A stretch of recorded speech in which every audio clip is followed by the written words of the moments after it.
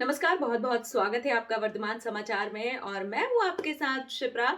दोस्तों, आज की इस वीडियो में हम आपको बताएंगे कि किस तरह से आप होलिका की पूजा कर सकते हैं और पंडितों ने इस बार होली का क्या शुभ मुहूर्त बताया है। इस सब के बारे में बात करेंगे आज के इस वीडियो में। तो चलिए बिना किसी देरी किए शुरू करते हैं आज का ये वीडियो।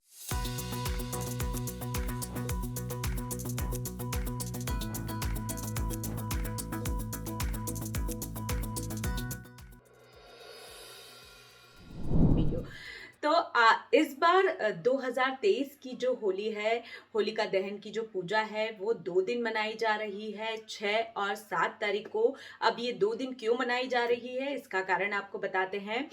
6 तारीख को शाम 4:17 से 7 तारीख सुबह 5:15 तक भद्रा यहाँ पर लग रही है। पूर्णिमा भी 6 तारीख को दोपहर में लग जाएगी। तो 2 दिन जो लोग भद्रा में होलिका दहन की पूजा करते हैं वो लोग 6 तारीख के दिन होलिका दहन की पूजा करेंगे। इसके अलावा 7 तारीख का आपको मुहूर्त बताते हैं। तो 7 तारीख के दिन पंडितों के अनुसार जो शुभ मुहूर्त है वो है होलिका दहन का शाम को 6:12 से 8:39 तक शुभ मुहूर्त है। ये मुहूर्त पंडितों ने बताया है।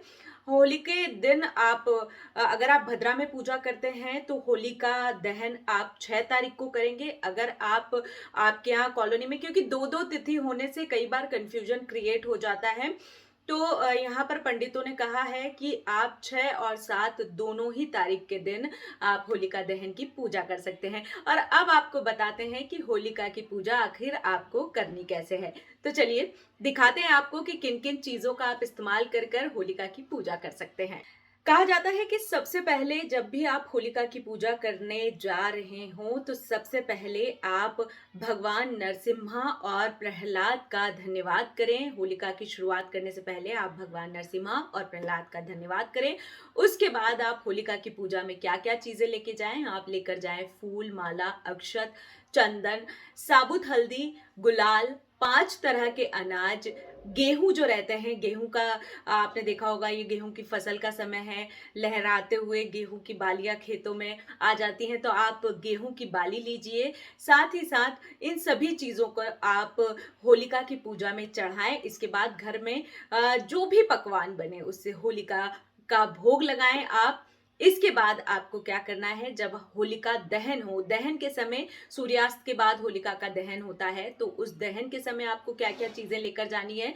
आपको लेकर जाना है होलिका की अग्नि में जलाने के लिए कंडे, गेहूं की बाली, गन्ने, चावल अर्पित करें। साथ ही साथ अपने पूरे परिवार के साथ होलिका की पूजा करें, भगवान से सुख समृद्धि की कामना करें। इसके बाद जब होलिका दहन हो जाए तो उसकी जो बची हुई राख रहती है उसे माथे पर लगाएं और साथ साथ पूरे शरीर पर लगाएं। माना जाता है कि ऐसा करने से आपके शरीर में जो भी नकारात्मक ऊर्जा हो या फिर आपको जिस भी तरह की बीमारी हो वो दूर होती है। ये पौराणिक मान्यता है। अब आज के वीडियो में मैं कुछ ऐसे उपाय भी बताऊंगी जो कि पंडितों द्वारा बताए गए हैं और उन उपाय को करने से आप धनवान भी बन सकते हैं। अगर आपको आप किसी रोग से ग्रसित हैं तो वो दूर हो सकते हैं। जीवन में कुछ परेशानी चल रही है तो वो परेशानियों को दूर कर सकते हैं, क्योंकि होली एक ऐसा त्योहार है जिस दिन ये छोटे छोटे से उपाय कर कर आप अपने जीवन में खुशहाली लेकर आते हैं। तो सबसे पहला उपाय आपको बताती हूँ। इसमें आपको क्या करना है, एक सूखा नारियल लेना है, उसे 7 बार अपने ऊपर से वार लेना है और उसके बाद उसे होलिका की अग्नि में जाकर जला देना है। ऐसा करने से माना जाता है कि आपके ऊपर आई हुई सारी विपदा, सारी परेशानियां दूर हो जाती है। अगर आपको कोई बीमारी ग्रसित की हुई है तो वो बीमारी दूर हो जाती है। अगर आपका कोई दुश्मन बना है तो वो दुश्मन दूर हो जाता है। माना जाता है किसी भी तरह की बुरी नजर आपको लगी हो तो उस नारियल को आप फेर कर भगवान से अपनी विश मांगिए और होलिका में आप उस नारियल को दहन कर दीजिए। जो भी परेशानी है उस नारियल के साथ दहन हो जाएगी। अब अगला उपाय आपको बताते हैं। इस उपाय के लिए आपको लेना है यहाँ पर 2 साबुत लौंग और उन्हें सुबह से घी में आप डुबो कर रख दीजिए और शाम के समय उन्हें आप बताशे और पान के पत्ते के साथ लेकर होलिका में दहन करने चले जाइए। माना जाता है कि अगर आपके घर में कोई व्यक्ति काफ़ी लंबे समय से बीमार हो, उसे इलाज नहीं लग रहा हो और आपको ऐसा लग रहा है कि उसे किसी तरह की कुछ नज़र लगी हुई है, तो आप ये उपाय कर सकते हैं। ऐसा करने से किसी भी तरह की बुरी नज़र या फिर व्यक्ति अगर बीमार है तो उसकी बीमारी दूर हो जाती है। अगला उपाय आपको बताते हैं। माना जाता है कि होलिका के दिन अगर आप माँ लक्ष्मी की पूजा आराधना करते हैं तो माँ लक्ष्मी आपको विशेष फल देती है। तो इस दिन आप माँ लक्ष्मी की पूजा करें, साफ सफाई का विशेष ध्यान रखें, सुबह के मुहूर्त में नहाएं। नहाने के बाद आप कोशिश कीजिए कि कोई भी भूखा व्यक्ति अगर आपको दिखे तो उसको भोजन कराएं, साथ ही साथ वस्त्रों का दान करें। ऐसा करने से माना जाता है कि माँ लक्ष्मी आप पर कृपा बरसाती है और फाइनेंशियली आप स्ट्रांग हो जाते हैं। अगली चीज की तरफ आते हैं।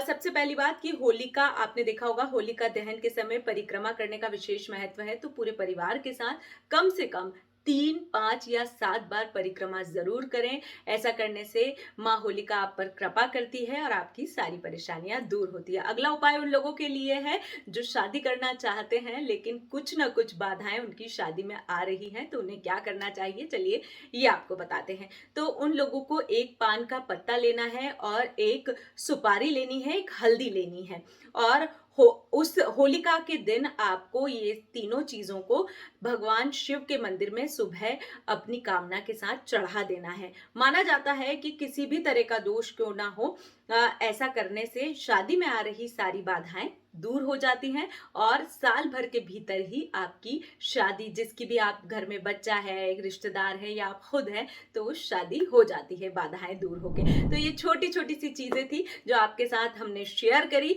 वीडियो अच्छा लगे तो वीडियो को लाइक करना, चैनल पर नए हैं तो चैनल को सब्सक्राइब करना, बेल बटन को दबाना जिससे वीडियो की नोटिफिकेशन मिलती रहे। आज की वीडियो में इतना ही। आप सभी को होली की शुभकामनाएं।